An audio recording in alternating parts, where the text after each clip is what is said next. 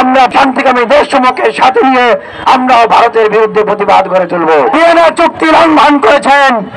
Vienna চুক্তিতে বিশ্বের যত রাষ্ট্র স্বাক্ষর করেছে জাতিসংঘের কাছেও আপনারা ক্ষমা চাইতে হবে। পৃথিবীর ইতিহাসে ভারত বাংলাদেশ দূতাবাসে আক্রমণ করে যে জঘন্য অসভ্যতা এবং বর্বরতার পরিচয় দিল আজকে, সেই ঘটনা বিরল।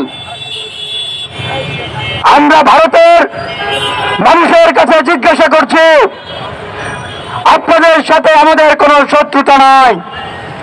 আজকে যে ঘটনা এই উগ্র হিন্দুত্ববাদী বিজেপি সরকারের বিজেপির সন্ত্রাসীরা জঙ্গিরা, ইসকনের সন্ত্রাসীরা, আরএসএসের সন্ত্রাসীরা জঙ্গিরা ঘটালো, এটিকে কি আপনারা সমর্থন করেন কিনা?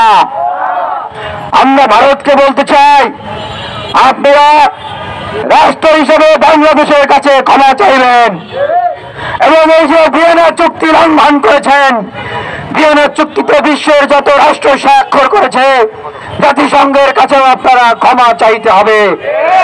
আমরা ভারতের আগ্রাসী কার্যক্রম শুধু বাংলাদেশেই নয়, আমরা কানাডা সহ বিশ্বের বিভিন্ন দেশে দেখেছি।